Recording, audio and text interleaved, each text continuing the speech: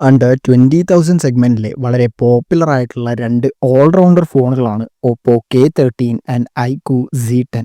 And ഇന്നത്തെ വീഡിയോയിൽ വളരെ ഡീറ്റെയിൽഡ് ആയി ഇവരെ നമുക്ക് കമ്പയർ ചെയ്യാം. എന്നിട്ട് ഇതിൽ ഏത് ഫോണാണ് കൂടുതൽ വാല്യൂ ഫോർ മണി എന്ന് കണ്ടുപിടിക്കാം. So let's get started. നമുക്ക് പ്രൈസിൽ നിന്ന് തുടങ്ങാം. ഐക്യു Z10ന്റെ 128GB പ്രൈസ് വരുന്നത് 22,000 റുപ്പീസാണ്. ബട്ട് വിത്ത് ബാങ്ക് ഡിസ്കൗണ്ട്സ് ഇത് 20,000 കിട്ടും. ഓപ്പോ K13ന്റെ ബേസ് വേരിയൻറ്റിൻ്റെ പ്രൈസ് വരുന്നത് 18,000 റുപ്പീസാണ് വിത്തൗട്ട് ബാങ്ക് ഡിസ്കൗണ്ട്സ്. എന്നാൽ ഒരു പ്രോപ്പർ കമ്പാരിസണിന് വേണ്ടി നമ്മളിവിടെ എടുക്കുന്നത് ഓപ്പോയുടെ 256GB വേരിയൻ്റ് ആണ്. ആൻഡ് ഇതിൻ്റെ പ്രൈസ് വരുന്നത് 20,000 റുപ്പീസാണ് വിത്തൗട്ട് ബാങ്ക് ഡിസ്കൗണ്ട്സ്. ബോക്സ് കണ്ടൻസിനെ കുറിച്ച് പറയുകയാണെങ്കിൽ രണ്ട് ഫോണുകളും ചാർജർ ആൻഡ് കവറുമായിട്ടാണ് വരുന്നത്. ബിൽഡ് ക്വാളിറ്റിയെക്കുറിച്ച് പറയുകയാണെങ്കിൽ ഐക്യു Z10ൽ നമുക്ക് മിലിറ്ററി ഗ്രേഡ് ഡ്യൂറബിലിറ്റിയുടെ സർട്ടിഫിക്കേഷൻ കിട്ടുന്നുണ്ട്. പിന്നെ രണ്ട് ഫോണുകളിലും IP65 റേറ്റിംഗ് വരുന്നുണ്ട്. ഇനി ഫോം ഫാക്ടർ നോക്കിക്കഴിഞ്ഞാൽ ഐക്യു ആണ് കുറച്ചും കൂടി slim and light weight. So overall build നോക്കിക്കഴിഞ്ഞാൽ ഐക്യു Z10 ആണ് ഇവിടെ വിന്നർ. ഡിസ്പ്ലേ സെക്ഷനിലേക്ക് വന്നു കഴിഞ്ഞാൽ ഫുൾ HD+ 120Hz റീഫ്രഷ് റേറ്റുള്ള AMOLED ഡിസ്പ്ലേസ് ആണ് രണ്ട് ഫോണുകളിലും തന്നിട്ടുള്ളത്. പക്ഷേ ഐക്യുടെ കേസിൽ ക്വാഡ് കർവ് ഡിസ്പ്ലേ ആണ്. അതുകൊണ്ട് തന്നെ ഇതിൻ്റെ മേലെ ഒട്ടിക്കാനുള്ള ടെമ്പേർഡ് ഗ്ലാസ് കിട്ടാൻ കുറച്ച് ബുദ്ധിമുട്ടാണ്. ഇനി ഓപ്പോയിലെ ഫ്ലാറ്റ് ഡിസ്പ്ലേ നോക്കുകയാണെങ്കിൽ ഇവിടെ നമുക്ക് കുറച്ച് തിക്കായിട്ടുള്ള ബെസൽസ് കാണാൻ സാധിക്കും. ബ്രൈറ്റ്നെസ്സിനെ കുറിച്ച് പറയുകയാണെങ്കിൽ രണ്ട് ഫോണുകൾക്കും നല്ല ഔട്ട്ഡോർ വിസിബിലിറ്റി ഉണ്ട്. ആൻഡ് യൂട്യൂബിൽ 4K വീഡിയോസ് പ്ലേ ചെയ്യാൻ പറ്റും. പക്ഷേ ഓപ്പോയിൽ HDR സപ്പോർട്ടില്ല. ഡിസ്പ്ലേ പ്രൊട്ടക്ഷനെ കുറിച്ച് പറയുകയാണെങ്കിൽ ഓപ്പോയുടെ കേസിൽ ഡ്രാഗൺ ടെയിൽ സ്റ്റാർ 2 എന്ന് പറയുന്ന പ്രൊട്ടക്ഷൻ നമുക്ക് കാണാൻ സാധിക്കും. പക്ഷേ ഐക്യുടെ കേസിൽ ഒന്നും തന്നെ കമ്പനി മെൻഷൻ ചെയ്തിട്ടില്ല. ഈ പ്രൈസ് പോയിന്റിൽ നമ്മൾ പലപ്പോഴും ശ്രദ്ധിക്കാതെ പോകുന്നൊരു കാര്യമാണ് ഡിസ്പ്ലേയിൽ PWM ഡിമ്മിങ്. AMOLED ഡിസ്പ്ലേ ആയതുകൊണ്ട് തന്നെ നമ്മൾ ലോ ലൈറ്റിൽ ഉപയോഗിക്കുമ്പോൾ സ്ക്രീനിൽ ഫ്ലിക്കറിങ് ഉണ്ടാവാൻ ചാൻസ് ഉണ്ട്. സോ ലോങ് ഡ്യൂറേഷനിൽ ഇത് നമ്മളുടെ കണ്ണിൻ്റെ മേലെ ഒരുപാട് സ്ട്രെയിൻ ക്രിയേറ്റ് ചെയ്യും. ഇത് ഒഴിവാക്കാനുള്ള ടെക്നോളജിയാണ് PWM ഡിമ്മിങ്. അത് ഇവിടെ ഐക്യുടെ ഡിസ്പ്ലേയിൽ മെൻഷൻ ചെയ്തിട്ടുണ്ട്. രണ്ട് ഫോണുകളും ഇൻ ഡിസ്പ്ലേ ഫിംഗർ പ്രിൻറ്റ് സെൻസറും വരുന്നുണ്ട്. പെർഫോമൻസ് സെക്ഷനിലേക്ക് വന്നു കഴിഞ്ഞാൽ ഓപ്പോ K13 വരുന്നത് സ്നാപ്ഡ്രാഗണിൻ്റെ 6 Gen 4 എന്ന് പറയുന്ന ചിപ്സെറ്റാണ്. And IQ Z10 7S Gen 3 എന്ന് പറയുന്ന കുറച്ചും കൂടി പവർഫുൾ ആയിട്ടുള്ള ചിപ്സെറ്റാണ്. പക്ഷേ ഓവറോൾ പെർഫോമൻസ് നോക്കിക്കഴിഞ്ഞാൽ രണ്ട് ഫോണുകളിലും 8 lakh പ്ലസ് ആയിട്ടുള്ള AnTuTu സ്കോർ നമുക്ക് കാണാൻ സാധിക്കും. ഇതെന്തുകൊണ്ടാണെന്ന് വെച്ചാൽ ഓപ്പോ ഉപയോഗിച്ചിരിക്കുന്ന UFS 3.1 സ്റ്റോറേജ് ആണ്.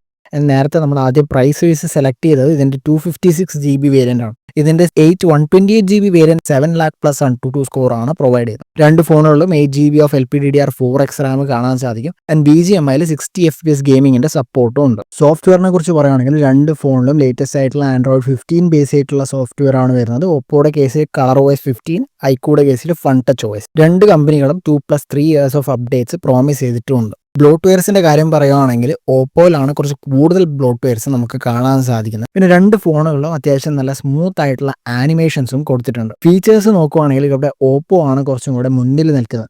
ബേസിക് ആയിട്ടുള്ള circle to search, AI eraser, AI notes എന്നിങ്ങനെയുള്ള ഫീച്ചേഴ്സ് രണ്ട് ഫോണുകളിലും നമുക്ക് കാണാൻ സാധിക്കും. അതുകൂടാതെ ഓപ്പോയിൽ AI writer, AI call summary, AI translator, AI reply അങ്ങനെ AI ഫീച്ചേഴ്സ് കുറച്ചും കൂടെ കൂടുതൽ നമുക്ക് കാണാൻ സാധിക്കും. ഇനി UI നോക്കുവാണെങ്കിൽ കുറച്ചും കൂടെ മോഡേൺ ഡിസൈനിൽ വരുന്നത് ഓപ്പോയുടെ ColorOS ആണ്. അതിന് കുറച്ചും കൂടെ കൂടുതൽ കസ്റ്റമൈസേഷൻസും നമുക്കിവിടെ കാണാൻ സാധിക്കും. സോ ഓവറോൾ സോഫ്റ്റ്വെയർ നമ്മൾ നോക്കിക്കഴിഞ്ഞാൽ ഓപ്പോ ആണ് ബെറ്റർ. ക്യാമറ സെക്ഷനിലേക്ക് വന്നു കഴിഞ്ഞാൽ രണ്ട് ഫോണുകളിലും നമുക്ക് 50+2 മെഗാപിക്സലിൻ്റെ ഒരു ഡുവൽ ക്യാമറ സെറ്റപ്പാണ് ബാക്ക് സൈഡിൽ കാണാൻ സാധിക്കുക. ഓപ്പോയുടെ കേസിൽ ഇവിടെ മെയിൻ സെൻസർ OmniVisionൻ്റെ ആണ്. ആൻഡ് ഐക്യുടെ കേസിൽ സോണിയുടെ ആണ്. ഫോട്ടോ സാമ്പിൾസ് പരിശോധിച്ച് കഴിഞ്ഞാൽ ഓപ്പോയുടെ കളേഴ്സ് കുറച്ചും കൂടെ ന്യൂട്രൽ ആണ്. അതേസമയം ഐക്യു കുറച്ചും കൂടി അട്രാക്റ്റീവ് ആയിട്ടുള്ള കളേഴ്സ് ആണ് പ്രൊഡ്യൂസ് ചെയ്യുന്നത്. പോർട്രേറ്റ് ഷോട്ട്സ് നോക്കിക്കഴിഞ്ഞാൽ കുറച്ചും കൂടി ബെറ്റർ എഡ്ജ് ഡിറ്റക്ഷൻ ഐക്യുവിലാണ്. ഇനി ലോ ലൈറ്റ് ഫോട്ടോഗ്രാഫിയിലേക്ക് വന്നു കഴിഞ്ഞാൽ സെൽഫി ക്യാമറയിലേക്ക് വന്നു കഴിഞ്ഞാൽ ഐക്യുടെ ഫോണിൽ നമുക്ക് കൂടുതൽ മെഗാപിക്സൽ കാണാൻ സാധിക്കും. പക്ഷേ ഓപ്പോ ഇതിനേക്കാൾ ബെറ്റർ ഡീറ്റെയിൽസ് പ്രൊഡ്യൂസ് ചെയ്യുന്നുണ്ട്.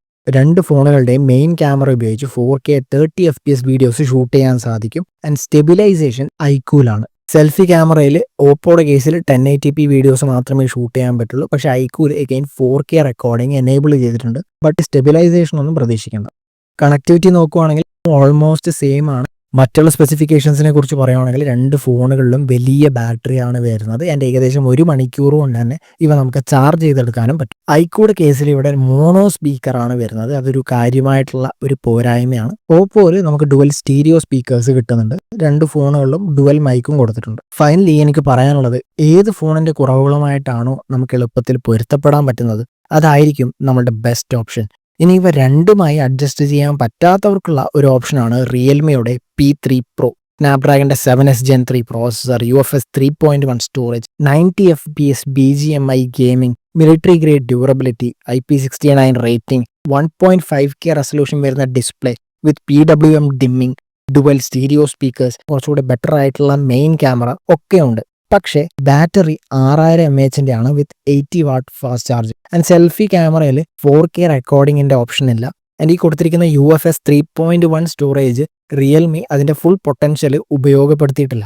അതുകൊണ്ട് തന്നെ രണ്ട് ഫോണുകളെ പോലെ തന്നെ ഇതിനും 8 lakhsന്റെ AnTuTu സ്കോറാണ് കിട്ടുന്നത്. ആസ് ഓഫ് നൗ ഇതിന്റെ 128GB variant without bank discounts തന്നെ നമുക്ക് 20,000 rupeesന് ഫ്ലിപ്കാർട്ടിൽ കിട്ടും.